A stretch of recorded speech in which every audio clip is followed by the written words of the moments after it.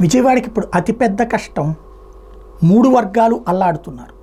పేదలకి ఇవాళ రోజున చిరు వ్యాపారాలు చేసుకునే వాళ్ళు ఉన్నారు. బడ్డీ కొట్లు, టిఫిన్ బండ్లు, ఇట్లాంటి వాళ్ళు మొత్తం ఇంట్లో సామాన్లన్నీ నాశనం అయిపోయినాయి.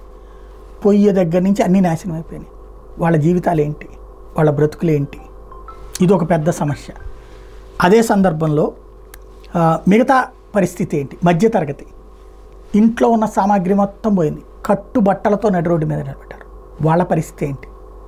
అలాగే రియల్ ఎస్టేట్ పూర్తిగా స్తంభించిపోయినట్టు. ఇప్పుడు వాస్తవంగా మధ్యతరగతి ధనిక వర్గం అంతా కూడా ఇప్పుడు ఈ రూట్నే పట్టుకుంటోంది.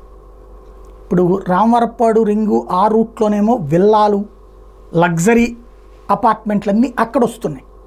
అదే సమయంలో మిడిల్ క్లాస్ అంతా కూడా ఇటు పక్కన నందమూరి నగరు, ఇందిరానాయక్ నగరు, అలాగే ఎన్ఆర్ రింగ్ రోడ్లో పాల ఫ్యాక్టరీ దగ్గర నుంచి యువతలకి దిగిన తర్వాత జక్కంపూడి రూటు, తర్వాత నున్న ఉడా కాలనీ, తర్వాత హైవే పక్క ఏదో నున్న రోడ్డు మెయిన్ రోడ్డు పక్కన ఉన్నటువంటి ప్రాంతాలు అక్కడ వాళ్ళు కొనుగోలు చేస్తున్నారు. వాళ్ళకి అందుబాటుదారులు.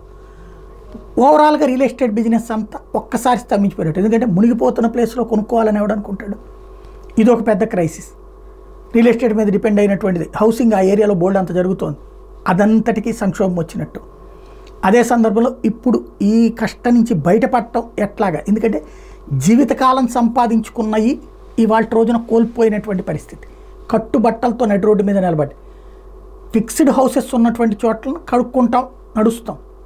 కానీ సమస్య ఏంటంటే కొట్టుకుపోయిన సామాన్లు ఇవన్నీ ఎన్నో ఏళ్ల నుంచి రూపాయి కూడేసుకుంటే వచ్చినటువంటి ఇవాళ అవన్నీ ఎట్లా? ఇది ప్రస్తుతం బెజవాడ వాసుల ముందున్న అతిపెద్ద సమస్య.